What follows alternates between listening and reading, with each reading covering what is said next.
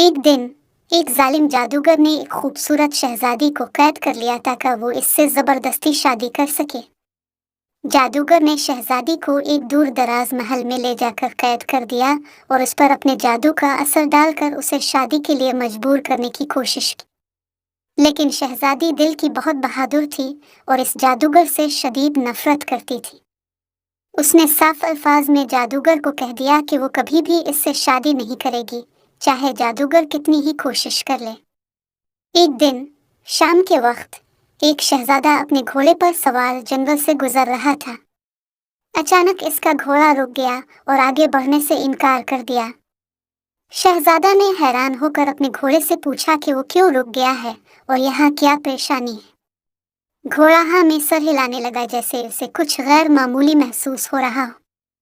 शहजादा ने इर्द गिर्द नजर दौड़ाई तो उसे दूर एक ऊंचा महल नजर आया।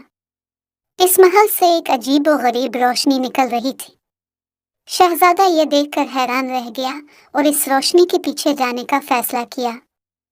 जब वो महल के करीब पहुंचा तो उसने देखा कि एक जादूगर शहजादी पर जुल्म कर रहा है और उसे जबरदस्ती शादी करने पर मजबूर कर रहा है।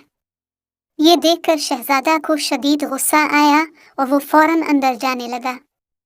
लेकिन अचानक एक बोना सामने आ गया और शहजादे को रोककर कहा, अंदर मत जाना। वो जादूगर बहुत ताकतवर है और उसके पास एक हड्डी है जिसमें उसकी सारी ताकत है। जब तक वो हड्डी इसके हाथ में है, इसे शिकस्त देना नामुमकिन है। शहजादा बोने की बात सुनकर रुक गया और इससे पूछा कि वो हड्डी कैसे हासिल कर सकता है।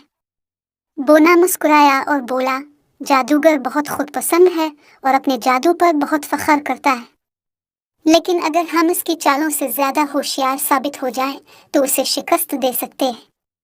शहजादे ने बोने की मदद से एक मंसूबा बनाया। रात के वक्त जब जादूगर अपने महल में सोने की तैयारी कर रहा था, शहजादे ने बोने के साथ मिलकर महल के बाहर एक खूबसूरत बाग तैयार किया।